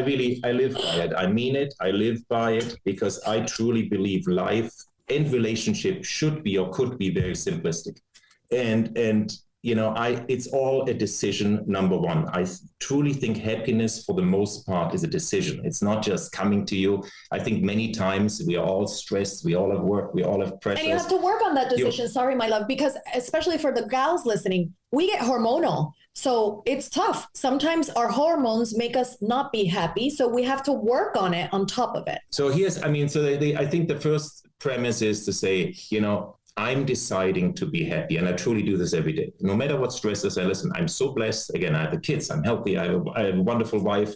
I'm deciding to be happy. And now you're deciding to be happy. So be happy and try to make your partner happy. Oh, and all you do is repeat. And now if you get really lucky in life, and that's where the luck comes in, and perhaps the right selection, if you happen to have the partner that has the same attitude, that wakes up and makes a decision to be happy and wants to make the other partner happy, I think you have a recipe for success. These are good words. And you know why it's simple? Because on the days where he needs a little reminder, if he wakes up stressed or has a lot of work, then I remind him, and vice versa. On the days that I wake up a little bit sad for no reason because I'm going to get my period or whatever, he reminds me, no, my love, we're happy. And I'm like, yes, we are, so I think it's that constant reminder to wake up happy.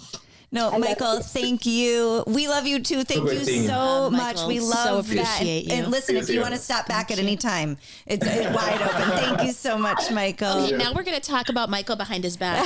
All good things. All good things. You left your phone. Joyce, Wow.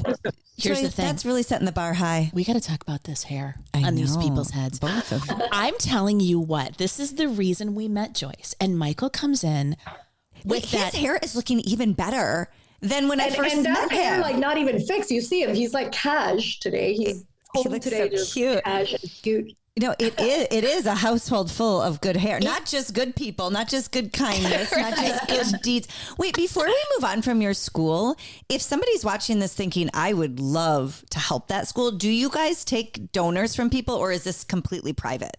Just in case people ask. They can donate. They can donate to the U Foundation. They can just reach out to me and Okay. let them know. Okay, 'cause we a don't lot of take times- the donation directly because Okay. I don't like to take any donation. So people know it's very transparent. It goes straight to the school. Okay, amazing. So if any of you just heard that beautiful, oh my God, I could listen to you and Michael all day. So if affirming. you were moved the way we were and feel like you want it, that's something that calls on your heart. Reach out to Joyce independently. Yes. And, listen, from the kindness and the goodness of supporting a school in Africa, we do have to talk about the good hair too. And this is how everybody fell in love from Shop HQ with Joyce, with Michael. So everybody, if you don't know, we'll talk about how you ended up in home shopping, but Joyce reigns supreme in a 30-year network, the number one selling supplement. Yes. Her, all of her items sold out in less than an hour on her debut. I mean, you had a wildly successful business at the network, and I know it still is successful. So we're going to talk about how people can shop with you, but let's rewind again. After all of this, after all of your acting and philanthropy and your moves and the pageants, you end up in home shopping. Like, how did you find your way? Oh my goodness. So after I won in LA Best Hair on Television. Yes. And when I won Best Hair on Television, everybody started coming up, like magazines, Joyce little tips. Oh, here's Joyce's tips for the healthy hair. Here's this. They all started asking me. So I went back to where this started, to my grandma. And I'm like, well, what I do is I mush a thing together that my grandma taught me when I was little, and I put it all together, and I have other ingredients that I like that I found throughout my modeling days. And this is what I do. I can make it for you. And they were like, can we bottle it? And I'm like, what do you mean? I would have to make a lot. And they're like, can we send it to a lab? I'm like, I can make it for you. I make it for my girlfriends, but I don't think I can make so much in my kitchen. I know. And they're like, no, but can a lab? And I said, well, I have to look into it. I'm like, let me look into it. So then I start researching labs. I start researching everything. And that's why everybody calls me like the turtle of development, because for me, until I understand it and until I research it, I don't do it. Right. Until we do clinicals on something and I know it works, I don't put it out. This is like dating Michael. Yes. I take my time. It's like my life thing. I take my time. And everyone always said, but why are you so slow? Just make it and put it out. It is what it is. And I'm like, no, it's not what it is. It's my name. It's my honor. I need to believe in it. I'm not going to stand there and say I like it if I don't. No, I have to believe in it. So then after that, we found a lab and we did my little Pure 4. Yes. That's how everything started. It was my beautiful Melissa Minor. Yes.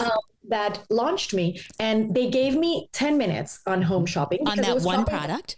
Shop HQ approached us on that one product. They gave me 10 minutes. And I was like, 10 minutes? You want me to fly to Minnesota for 10 minutes? Because I didn't know home shopping. So for me, that was like, why am I flying all the way to Minnesota for 10 minutes? And it's really cold. It is, girl. For 10 minutes. And they were like, well, 10 minutes is a lot. And I'm like, is it? 10 minutes? I talked to my friends for hours. What do you mean 10 minutes? Yeah. 10 minutes, nothing. How do I explain my story in 10 minutes? And they're like, you'll figure it out, but it's 10 minutes. And I'm like, okay, well, I'll go with the flow because, okay, whatever, 10 minutes. So I go, and they're like, if you're good after the 10 minutes, you get an hour.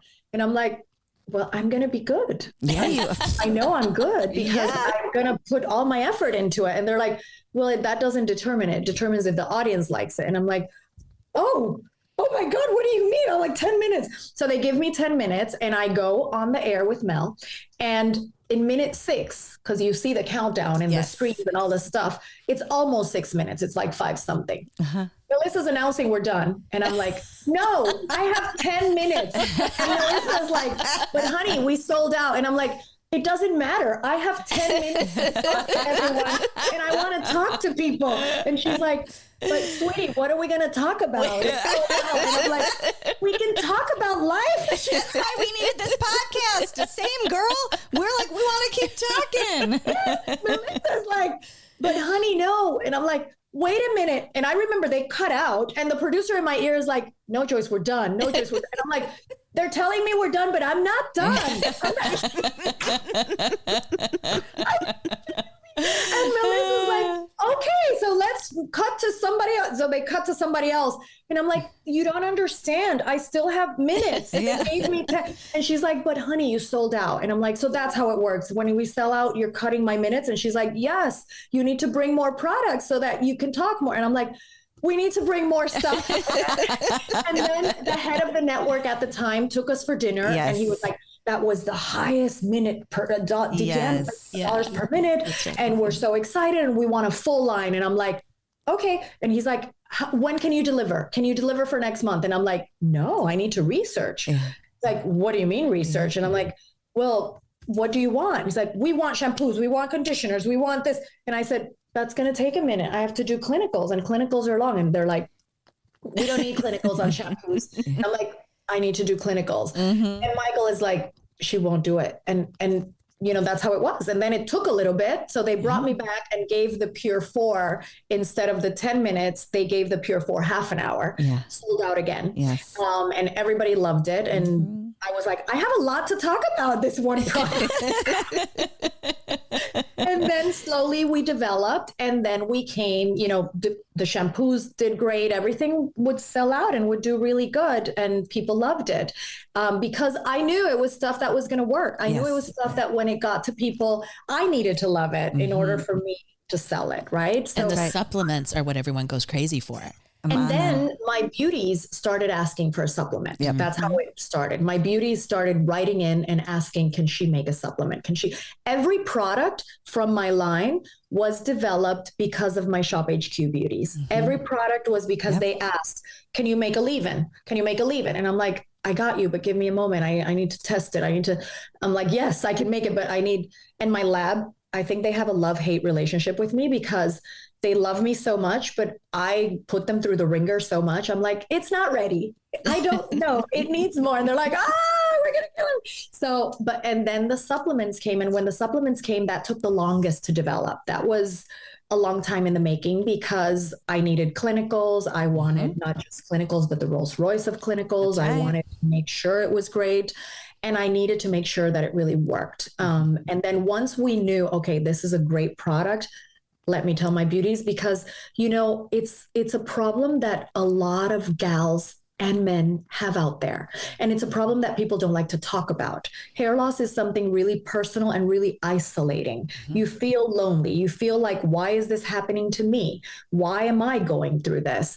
And you're not alone. You know, when we do the statistics, there's millions of women and men suffering hair loss. So when you do the statistics and when you realize that you're not alone, then you say, okay, I'm not alone. What's the solution? What can I do to make this get better? What can I do to be the best version of myself? Because not everybody wants long hair. Not everybody wants curly or straight or red or blonde. You know, everybody is beautiful being the unique self that they are, but being the best version of themselves. When you're the best version of yourself, then you're happy. Then you feel like, oof, I can rock this world because you're the best version of you. It's what I always told all my beauties. I don't want you all to have Rapunzel hair. I don't want you all to have long hair. I want you to have the best version. And I always said this in all my shows because it's something that really resonated with me.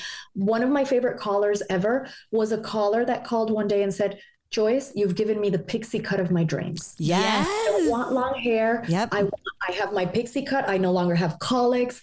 It's beautiful. It's full. It's the pixie cut of my dreams. And that resonated with me because a lot of my beauties would call in saying, I want longer hair. I want hair like yours. I want, you know, my hair is growing so much. I have hair like in my 20s, super long. But when she called in and said, I have the pixie cut of my dreams, or when the gentleman called in and said, oh my God, you made me feel there was hope, because for a lot of men, they put a hat on and say it is, we girly girls right now are talking, and I'm sure all the gals are listening, but men, they don't share the secrets. Right. It's only us gals that share the secrets. I've trained my husband to share secrets, but normally men don't share secrets. So, when the supplements came around, it was a really quick build of a community that had been waiting for them, a community that had been asking for them, and a community that when they got their hands on them, they said, okay, this works. Yeah. And sometimes it works slower than other times, because a lot of my gals would say, oh my God, in 2 weeks I had little baby hairs. And then others would say, well, I'm almost 9 months in and I feel a little better, but what should I do? And I would say, stick with it. And believe that it's going to work, because a lot of times we have to believe things, because otherwise our brain is also so powerful, the power of manifestation and of understanding, okay, there is science behind this and I believe it's going to work, and I'm going to put it through the ringer, and I'm going to try it, And granted, maybe it's not going to work for everybody, but it's worked for almost everybody. Oh my gosh. It makes me very, very happy. And I don't want to talk about it like it's in the rearview mirror. I mean, you are actively in production. Yes. Oh, yes. Get the product. Yeah. This week's episode is supported by none other than Joyce Giraud and her amazing collection of hair care products. She's giving you and only you an exclusive savings of 20% off by using the code HAPPY20 at her website, joycegiraud.com. Joyce brings an incredible collection of hair care products, especially her supplements. They help your hair grow stronger, healthier, younger, fuller, and she has a ton of shampoos, conditioners, and styling products to help as well. Go to joycegiraud.com, use the code HAPPY20, and enjoy your 20% savings exclusively for you. A lot of women were worried when our network, closed down quite abruptly. A lot of people said, but what about my Joyce? They can still shop with you, right? They still have all your products. I took it upon myself, and they said, wow, nobody's ever done this. I had a list of a lot of the beauties that would call in and a lot of the beauties that would constantly shop with us and stuff. So I had a list of my beauties that would always call in, and I called, and that list is almost 300 people. And I called all of them. I was 1 week calling people. Not everybody answered. Some of them I just got voice messages. Some of them I left messages. A lot we talked on the phone for hours. One of them we talked for like 2 hours. And my husband's like, you're never going to get through your list in 2 hours. And I'm like, it's my beauties, and I owe it to them because they are so amazing, and they are my community. They are my people. They are my beauties. So, and I called them all because for me, when shop closed, I did not see it coming because they just reassured me that, we're minimizing. First of all, when some people started leaving, I was like, this is not right. I love these people. What is happening here? Do I need to leave? And they were like, no. We're expanding. We're just minimizing costs. And we're just, this is why the crew is being minimized and the hosts are being minimized and everything is being minimized because we are expanding. We were in the process of filming infomercials because they told us they wanted to do infomercials and expand big. So I was really shocked. For me, when it happened like for all our viewers overnight. It happened like overnight. Sorry, we're closing. And I'm like, what do you mean? I just filmed 2 weeks ago the infomercial. What do you mean? You were reassuring me. So and for how many years? I mean, think about how many trips did you guys make to Minnesota? I mean, that's why you couldn't get to Senegal. You were in Minneapolis. Exactly. No, for me, it was a really tough pill to swallow because I was very loyal to the network. Yes. I was very loyal. There's other places I could have gone. That I would have made more money. But I was very loyal because that's where I started. So that was my home. Yeah. So for me, it was a really tough, I have to say I was really sad. I had to use, we had to remind each other those days waking up, like life is great. It's just another chapter because I was really sad. It was like losing a baby, like grieving.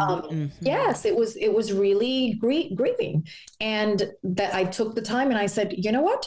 I'm going to grieve with my beauties. I'm going to call them all so they know what's happening, and I'm going to grieve together with them because it is a grieving process. I'm going to call them, let them know where we are, and let them know that I'm here for them. Good for you. And let them know they can always. So for all my beauties, I honored the Shop HQ prices because the prices at our website were more. So for all my beauties, I honored all the Shop HQ prices. I'm just in the process of we have the supplements and gummies and certain products on subscription, but I never had shampoos on subscription, and my beauties are like, we want the shampoos on subscription. And I'm like, okay, so I'm in the process of putting subscription for everything because we do have it's called Klarna, but it's like Value Pay and all that stuff. So we do have all of that. And a lot of my beauties have been calling. So it's been very busy because everybody's trying to figure out how to transition and how to sign up with us and how to continue their subscription. So it's really busy at the office. So if you call our number, which is on the bottle of each of our products, if you call our number and you don't get a quick reply, it's been really busy. My team is like, Joyce, it's busy. My team is like, Joyce, what's happening? Hold on, it's here. I don't have glasses. Don't worry, we got you. Don't worry. I'm like, I don't have my glasses on. Let me put a glasses. Because the number is so small in the bottom of the bottles. It is Andy, you look gorgeous in glasses. 83344 Joyce. 83344 Joyce. 83344 Joyce. It's we'll on put the that bottle, in our. but it's tiny. My beauties have told me, listen, why did you print that number so small? I'm like, I know it's really small. Even I can't see it, and I have good eyes, but these are like for reading, like for magnifying. We'll put it in our show notes as well. So we'll put it in the show notes. Oh, sorry.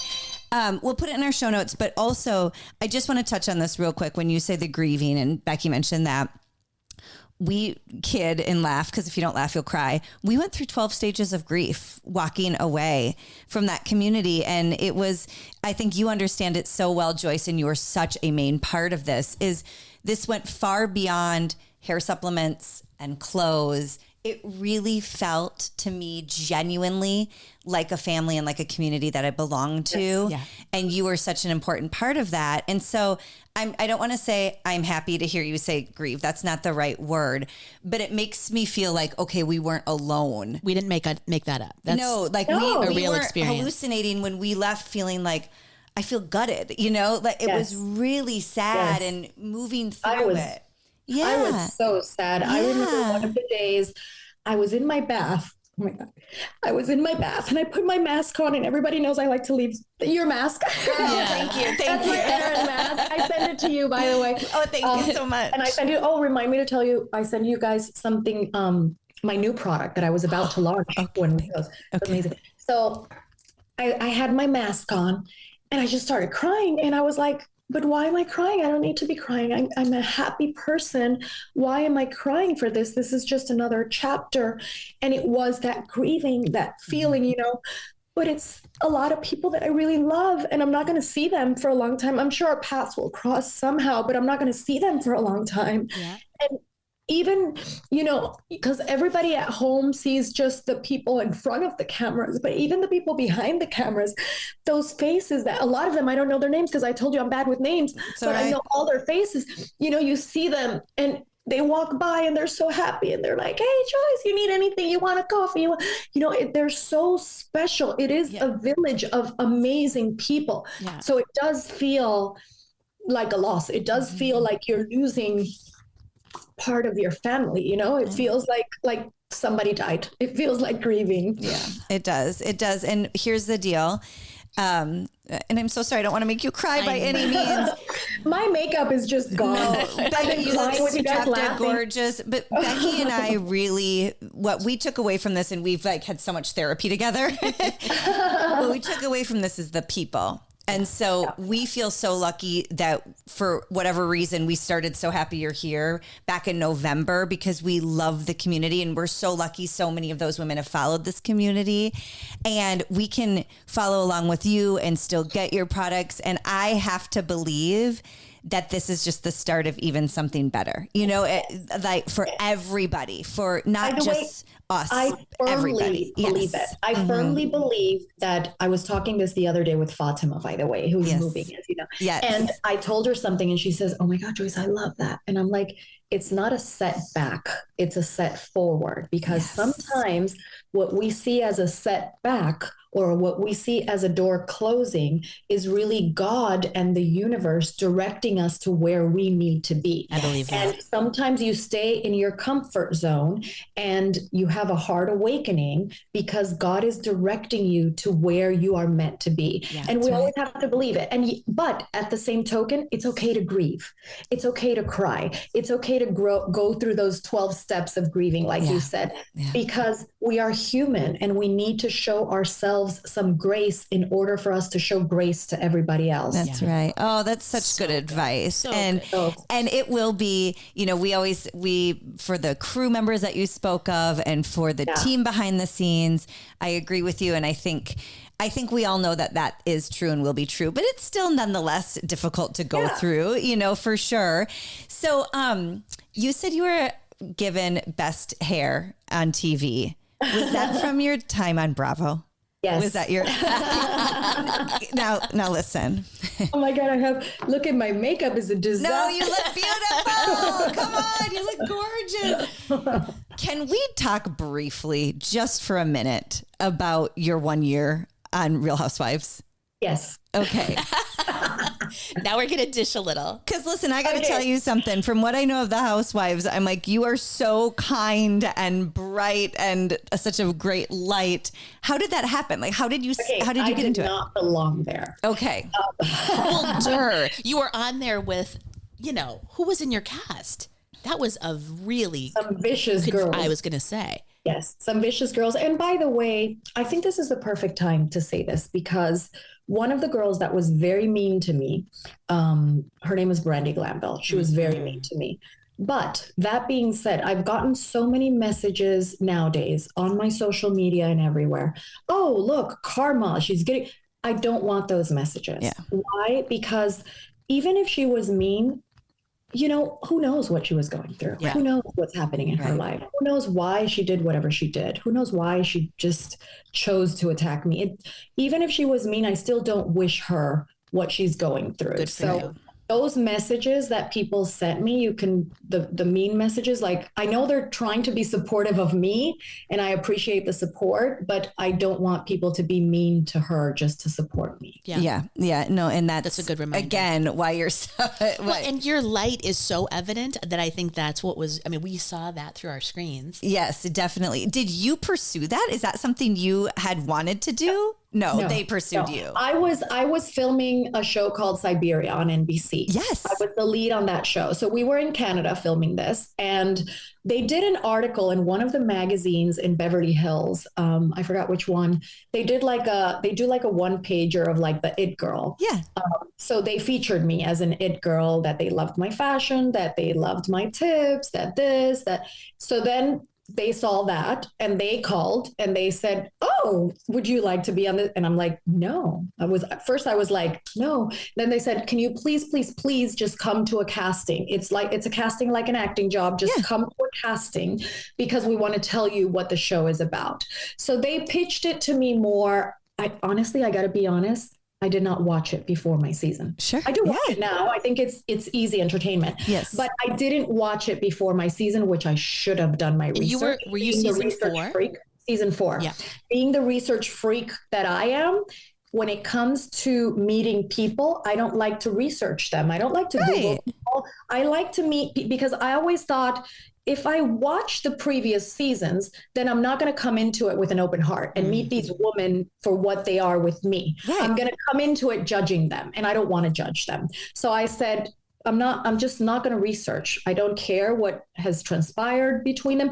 And the show wasn't that huge, you know, at that time. So it wasn't like I was seeing it left and right. Mm-hmm. So they were like, "It's a great show. It's like Sex and the City." And I'm like, "Oh, I love Sex and the City." Girlfriend energy. I love the fashion. Yes. Jewelry. With girls to have nice lunches. I was like, "This is amazing. This is what I wanted." That's what it should be. This is a great break from my acting. It's a little insane.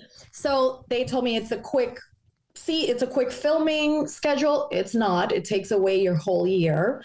So everything that they told me wasn't, you know. Mm-hmm. So when I got pitched into it. So, and when I was in Canada, they send me bottles of champagne. I don't drink, but I thought it was so nice. I was like, that's so nice. I'm going to give it to my actors, my fellow actors in the set. And, you know, it started really nice. So I thought, oh my God, this is great. And then some friends of mine said, you need to watch a few shows because these women, they fight. And I'm like, no, I'm not going to fight with anybody. They're not going to fight with me. I don't fight with Joyce. Yeah. Like, it's impossible. I'm not going to fight. And why would they fight? Life is good. These are successful, beautiful women. What are they going to fight about? Nonsense. And I'm like, nonsense? Who has time to fight about nonsense? Totally. And like, yeah, they're going to fight. And I'm like, not with me because I love women and not with me. It's not going to happen, whatever. So little did I know. I thought that the fights were fake and the friendships were real. Okay. Kind of the opposite. Mm-hmm. The fights are real and the friendships, unfortunately, are not so real. So it wasn't what I thought it would be. Yeah. That being said, I am very grateful for the experience and I'm grateful for the opportunity because the experience, like I said, everything that happens in your life, even things that you say, oh my God, they were mean, this, that, it had to happen. Yeah. It was in the stars. You know, our lives, our destiny is written. We just need to go with the flow sometimes because our destiny is there. Yes. So I said, you know what? This experience brought me one of my dearest friends that I love so much, my friend Lisa Vanderpump. We're still very close. Yeah. Oh, good. So I said, it brought me one of my dearest friends. It brought me to the point where everybody was asking me about my hair. And now I have a hair company that is helping millions of women out there. So it had to happen. Yeah. So are there regrets? Absolutely not. Would I do it all over again? Absolutely yes. So there's zero regrets. No, but it wasn't such a great journey. Well, I think so. I don't know if you know this now, but because none of us are very cyber, none of us are very technological, but there are so many old clips that I'll come across of your time on The Housewives. Yeah. And girl, it still is just you resonating this beautiful, positive light. It's so true. It wasn't what you expected, but even looking back on it, because people will put clips, and I think a lot of younger people go back and watch some of the older episodes. Oh, they start from the beginning. Definitely. And girl, I mean, I know it wasn't what you expected it, but I'm like, that's Joyce. Like, So you know what the authentic. great thing about it is, you know what's crazy? Still today, this is many years ago, and still today, I get messages almost every day. Just started watching Housewives. I'm on your season. Why did you leave? I can't believe you left. You're the best housewife I've seen. True. Yes. Still today, I get so many beautiful messages. I don't get like the hate ones. No. I get really nice messages. And my friends tell me, oh, social media, they hate. And I'm like, I don't get that. Maybe you got the best parts of it. You got the early seasons. You got a good cast, great friendship. Yeah, we got one who came after you. Yikes. No, I didn't get a good cast. No. I got a Who good else was on? castmate. And by the way, Lisa is my great castmate. Yes. We And are the very good sisters. friends. This But one you know that during the season we were friends, but then we kind of drifted apart. But no hard feelings, nothing bad to say about them. The only one that I really had an issue was with Brandy because she just chose to attack me continuously, and she was very just bad and racist. It was things that I couldn't stand for. And it was things that I don't like fights, but I like to stand up for what's right. Was she produced to be a villain though? Or do you think that was, can you kind of pull back the curtain a little bit? I don't think so. I think that's what she was. But I do think, in fairness, I do think a lot of the women on these shows try to go the extra mile to try to be relevant. Mm-hmm. And they try to pick somebody to attack so that they can be relevant. So I do think that happens. I don't know if she was produced or not because I didn't see it. I am a producer. I would have seen it. I would have seen the cues, I would have seen them planning it, so I don't know if she was produced or not. Hindsight being 2020, I would really love that one to come back and say, you know what, I was wrong, because that was icky. But you can't control other people. You can only control yourself. You can't. It would be nice. And it would be nice, I do think it launched people falling in love with you, though, Joyce, and falling in love with Michael. I mean, the way you two carry yourself, even through some of the ickiest of times, back then at the time, yes, I remember people would say, but she's just so nice. why is she so nice? She's just so nice. And now today people say, oh my God, we need a nice girl like you on that. We need some light. But back then it was like a negative thing. Oh, she's too nice. And I'm like, if that's what they want to hate me for, I'm okay with that. That's right. I'm okay 100%. With, if you don't like me because I'm too nice, then that speaks about you, not about me. Exactly. Well, and let's be honest, we fell in love with it for the fashion, for the house porn, for the beautiful women, you know, like, and even look at your setting. I mean, Joyce, you in this gorgeous setting. I know. Listen, leveling up.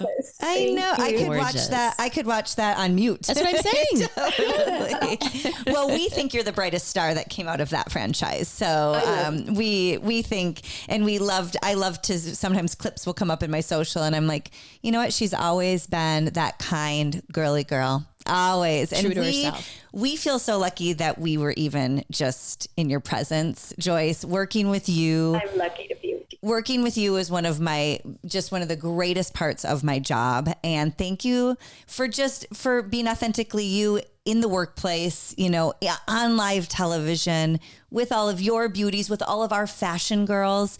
Like, our fashion girls fell in love with you just the same. And as sad as it is that our network is over, I'm just so grateful for what it brought us. And one of those things is you.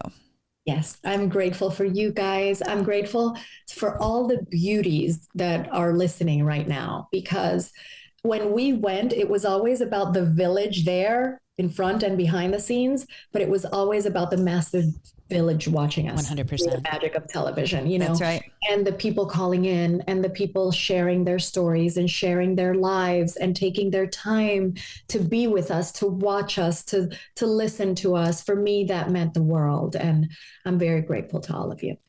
We love you. We're so grateful to you. How can people shop for your products now? What's the best way to shop for your collection?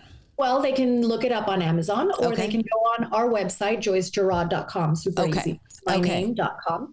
And if you are a Shop Beauty, though, you have to please use your code, because the Shop Beauties have a big code. We sent out a mass email, so look up your inboxes. We'll also make a code for all of you happy listeners. You were so kind to do that. Thank you. Make a code. Thank you. So we'll put that code in the show notes. Happy 20. Happy 20. So you can shop with Joyce, whether you're new or you've been shopping with her for a long time. Make sure you get in on the subscriptions. Yes. You know, I don't know one host who has walked away from Shop HQ who doesn't use all Joyce products. No, the panic that set in about not getting, it was like, God. I got to get my fix. Yeah. My beauties. You know what one of my beauties did? So What? Shop HQ, when they announced that they closed abruptly, not only did they close abruptly, they chopped all the prices on the website. That's right. Like crazy. They were selling things like cheaper than it cost us to make. It was insane. Even of I had to completely disassociate for my grief. So I did not even look at the website after I left. We knew they did it with the fashions, but we didn't know they did it with your No, product. I didn't know. With everything. So they chopped everything. So one of my beauties called me and said, listen, I bought almost $1,000 of your supplements. Good for her. Because I was freaking out, not knowing where I could get this. So I'm set until the end of next year. She's set for like 2.5 years. Get it, girl. A lady that plans. She was like, I was freaking out. I didn't want that to happen to me. If you were suddenly leaving and you were gone and I couldn't find you, I needed to have my stuff. And I'm like, you can have your stuff. You just call us. We're here. Yeah. We're not going anywhere. But a lot of my beauties really freaked out. So when you said it created a panic, it really did create a panic. That's why the office is so busy these days. I have everybody like on work mode. Usually I'm like, relax, take a break. Everybody's like on work mode because my beauties were really freaking out. So it created like an instant panic. Yeah. Yeah. Well, now they can get them. They can get them at joycegiraud.com, on Amazon. Yes. Oh, the new one. What's this? Is this the new one? Beauty sleep. It's beauty sleep. I sent it to you already. I have to send you one, Becky, because I sent it to you already in the Fatima package. Okay, perfect. Gosh. Okay, I won't say too much about it. Go, girl. No, it's too long. It's too long, and I'll be talking for another hour. But 10 minutes. If you have issues sleeping, which we all do sometimes, and you want a natural supplement that's going to help you with your sleep and is going to beautify you while you sleep. Beauty Sleep. It's my new product. I was just ready to launch it when shop closed. We have it. It's phenomenal. It's already selling online. It's so good. I can't. That's And exciting. it's natural. We're going to Yes. look so refreshed, Bex. We need it. Girl, we need it. You have it in your stuff. Oh, thank you. It's just so everyone knows, we had a going away party for Fatima here last weekend, and Fatima took a big order from Joyce for all of us. She's so funny. She had a little notepad and she was like, what do you need from Joyce? What do you need? Becky, why didn't you write it too if you were there? I put in an order through her, through Fatima.